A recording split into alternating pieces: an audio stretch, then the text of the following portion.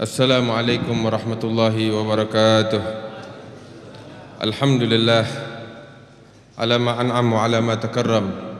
Allahumma salli wa sallim wa barik wa karrim ala sayyidina Muhammadin al-habibil a'zam wa ala alihi wa sahbihi wa man ala silkihi intazam, amma ba'du. Alhamdulillah, di dalam nasihat dan ceramah yang disampaikan oleh tamu kita yang datang dari kota Tarim, ad-da'i ilallah Al-Habib Abdurrahman Ibn Syekhina Al-Imam Al-Allama Al-Habib Ali Mashhur bin Muhammad bin Salim bin Hafidh, beliau bersyukur kepada Allah Subhanahu wa ta'ala yang telah mengumpulkan kita di tempat yang mulia ini. Allah Subhanahu wa ta'ala mengumpulkan kita dan Allah Maha Dermawan ingin memberikan anugerah yang besar untuk kita sekalian. Dan kita bersyukur kepada Allah Subhanahu wa ta'ala ketika Allah mengumpulkan kita di dalam perayaan acara haul daripada seorang imam, yaitu Al-Habib Ali bin Muhammad bin Husain Al-Habashi, yang mana beliau memiliki hubungan yang erat dengan Nabi besar Muhammad sallallahu alaihi wasallam, yang menjadikan Nabi Muhammad sallallahu alaihi wasallam sebagai panutannya di dalam setiap gerak-geriknya, hingga beliau mengambil hidayat petunjuk langsung dari Nabi besar Muhammad sallallahu alaihi wasallam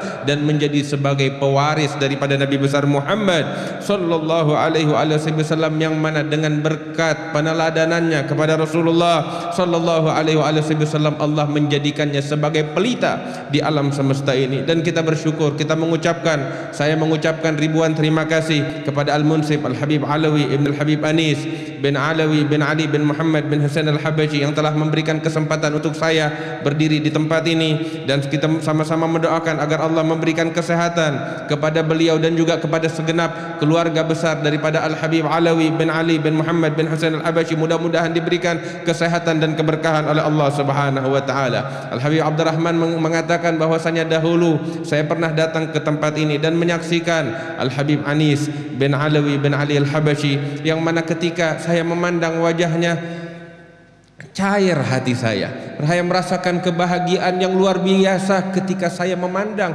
wajah yang bercahaya tersebut, wajah orang yang mengingatkan kepada Allah Subhanahu wa ta'ala. Dan beginilah para aulia Allah Subhanahu wa ta'ala, sebagaimana disebutkan ketika kita duduk di hadapan mereka, turun ketenangan dari Allah Subhanahu wa ta'ala, turun rahmat dan kasih sayang dari Allah Subhanahu wa ta'ala, yang mana saya mengingat dahulu Al-Habib Anis, bagaimana kecintaan beliau kepada tamu-tamunya, sehingga terkadang ketika beliau lagi kurang sehat, lagi sakit, tiba-tiba datang seorang tamu, beliau bangun dari sakitnya seakan-akan gak pernah sakit sama sekali, saking cintanya kepada tamu. Dan sebelumnya juga saya mengenal di Hadramut, yaitu kakak daripada Al-Habib Anis, yaitu Al-Habib Ahmad bin Alawi bin Ali Al-Habashi, yang mana beliau juga merupakan guru saya, yang mana saya selalu mengambil keberkahan dari beliau. Dahulu Al-Habib Ahmad bin Alawi Al-Habashi pernah cerita kepada saya mendengar sendiri dan beliau cerita kepada saya ketika saya ditinggal oleh ayah saya ke Solo. Saya di Hadramut sekian puluh tahun, saya itu waktu masih anak-anak, saya rindu kepada ayah saya. Saya ingin sekali melihat ayah saya di sana di Solo, sehingga nggak tahu jalan bagaimana, hingga akhirnya saya mengadu kepada guru saya Al-Habib Alawi bin Syihab di kota Tarim. Ketika saya mengadukan, tiba-tiba Al-Habib Alawi menenangkan hati saya dan mengatakan, wahai Ahmad, saya dan engkau sama, saya punya ayah juga di Palembang, dia sampai meninggal dunia di Palembang, saya nggak pernah berjumpa dengannya. Ketika saya mendengar ucapan daripada Al-Habib Alawi, saat itu saya tahu bahwa saya pun tidak akan pernah berjumpa lagi dengan ayah saya sampai beliau meninggal dunia di kota Solo. Wah, kata begini mereka para aulia Allah Subhanahu wa ta'ala, orang-orang yang dimuliakan oleh Allah Subhanahu wa ta'ala. Barusan diceritakan tentang bagaimana sejarah kehidupan daripada Al-Habib Ali bin Muhammad Al-Habashi. Dahulu Al-Habib Ali bin Muhammad Al-Habashi dididik dan dibimbing langsung oleh ayahnya di kota Mekah, sampai terkadang beliau itu tidak berhenti-hentinya, beliau dan saudara beliau dan teman-teman beliau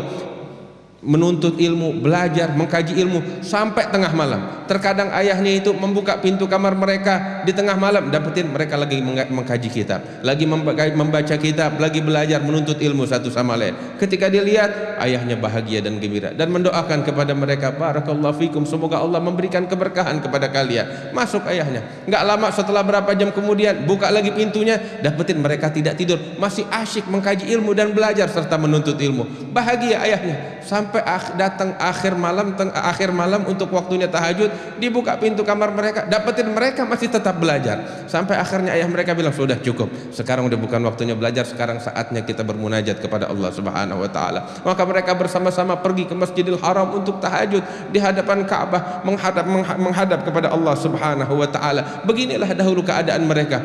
Seorang anak menimba ilmu dari ayahnya, abun yatalagga an abihi wa hakadha fayalaka min aba kiramin wa ajdadi. Habib Ali mengambil ilmu dari ayahnya, mengambil anwar cahaya dari ayahnya hingga bersambung kepada Nabi Muhammad sallallahu alaihi wasallam. Sebagaimana juga Al Habib Anis, kita punya guru. Beliau setelah ayahnya meninggal dunia duduk di tempat ini membimbing umat ke jalan Allah Subhanahu wa taala sekitar lebih dari 54 tahun. Beliau berdakwah di jalan Allah, meneruskan perjuangan ayahnya sebagaimana dahulu Al Habib Ali bin Muhammad Al Habasyi, yang mana ini semua adalah lambang kasih sayang mereka kepada umatnya Nabi Muhammad sallallahu alaihi wasallam. Al Habib Ali bin Muhammad Al Habasyi di dalam syairnya beliau mengatakan, ya Allah yarham wa khadzir kullama kan yabis. Ya Allah, turunkan rahmatmu dan hijaukan kembali apa yang telah menjadi kering daripada jalan yang dahulu pernah ditempuh oleh para leluhur kami, para aslafun salihin. Perhatian beliau kepada umat sangat besar, sehingga saking besarnya perhatiannya Al Habib Ali Habsyi, saking besarnya kasih sayang beliau kepada umat, ingin memberikan manfaat kepada umat, Allah wujudkan segala harapan daripada Al Habib Ali Habsyi, sehingga dimanapun penjuru kita masuk, kita dapetin di situ nama Habib Ali disebut-sebut, sehingga qasidah beliau dilantunkan, ucapan beliau dijadikan sebagai panutan di dalam kehidupan manusia, sampai dikatakan saya masuk ke ujung Afrika, saya dapetin di ujung Afrika berapa banyak orang-orang yang menyebut dan mengambil keberkahan daripada Al Habib Ali bin Muhammad Al Habasyi. Beginilah orang-orang yang diridhai oleh Allah Subhanahu wa taala. Mereka adalah qaum bahjatul alam wa unsul majalis. Mereka adalah mahkota bagi alam semesta ini. Para aulia Allah Subhanahu wa taala, kan waqti bihim na'im wa safi wa anis.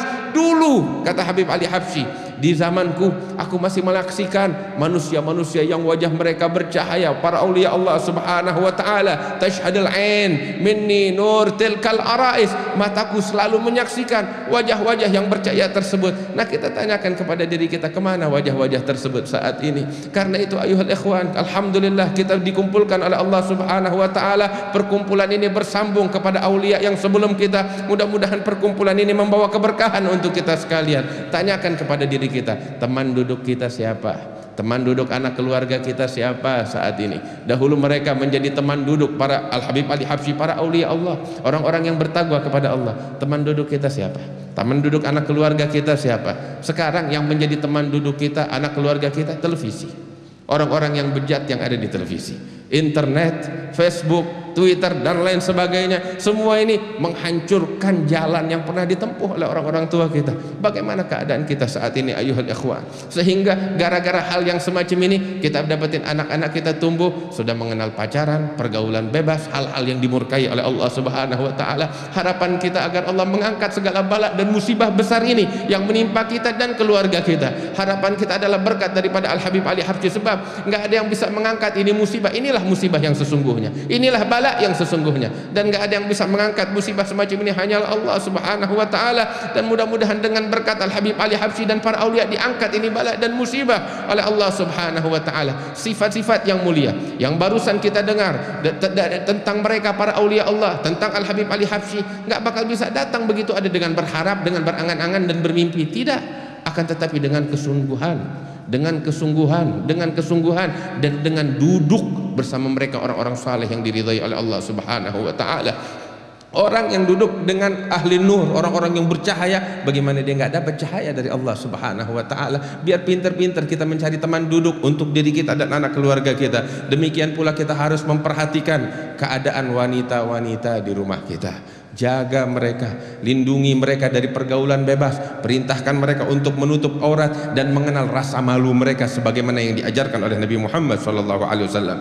Al Habib Abdurrahman menceritakan bahwasanya dulu saya pernah lebih dari 30 tahun yang lalu, sampai detik ini saya selalu mengingat ucapan yang pernah diucapkan oleh Al Habib Abdul Qadir bin Muhammad bin Ali bin Muhammad bin Husain Al Habasyi, yang mana putra-putra beliau masih ada di sini, ikut hadir bersama kita sekalian. Al Habib Abdul Qadir bin Muhammad Al Habasyi pernah beliau bercerita, beliau ketika berceramah memberikan contoh ketika saat itu wanita-wanita mulai banyak yang keluar dari rumah rasa malu mulai berkurang di tengah wanita-wanita kaum muslimin. Beliau mengatakan, diberikan contoh perumpamaan, seorang wanita itu ibaratnya seperti buah. Buah kalau masih ditutup dengan kulitnya masih segar, semua orang juga mau membelinya. Tapi kira-kira kalau buah itu jeruk atau apalah, kulitnya udah dibuka, terus kita katakan ayo siapa yang mau beli ini jeruk, nggak ada yang mau beli, ini busuk udah, didatengin lalat, dimakan sama lalat dan lain sebagainya. Begitu pula perempuan, katanya seorang wanita kalau masih tertutup rapat dengan kulitnya, semua orang bakal mencarinya, bakal menjadi terhormat dan berharga. Tapi kalau udah kebuka begitu aja, lalat semuanya datang, hal-hal yang buruk akan menimpa kepada dirinya. Na'udzubillah min dzalik. Akhlak Nabi Muhammad kita bawa ke dalam rumah tangga kita, jaga anak keluarga kita, anak-anak kita, didik mereka dengan didikan yang terbaik, didikan Rasulullah sallallahu alaihi wasallam. Kemudian beliau juga mendoakan kepada para ulama kita, guru-guru kita, khususnya kepada keluarga besar Al-Habib Alawi bin Ali bin Muhammad bin Hasan Al-Habsyi, mudah-mudahan diberikan keberkahan oleh Allah Subhanahu wa taala, diberikan kesehatan oleh Allah Subhanahu wa taala, dan juga kita memohon kepada Allah dengan berkat perkumpulan yang semacam ini agar Allah mengangkat bala dan musibah yang menimpa umat Islam di berbagai penjuru dunia, di negeri Syam dan di berbagai tempat yang lainnya. Mudah-mudahan diangkat oleh Allah Subhanahu wa taala orang yang enggak punya perhatian kepada kaum muslimin, maka bukan dari golongan umat Islam. Berikan perhatian kita kepada mereka, banyak berdoa kepada Allah Subhanahu wa taala untuk keadaan umat Islam sekalian. Mudah-mudahan Allah memberikan keberkahan untuk kita sekalian. Dan ini sedikit yang bisa saya terjemahkan dari apa yang disampaikan oleh Al-Habib Abdurrahman bin Ali bin Al-Masyhur bin Muhammad bin Salim bin Hafidh, yang mudah-mudahan bawa manfaat untuk kita sekalian. Kurang lebihnya mohon maaf. Assalamualaikum warahmatullahi wabarakatuh.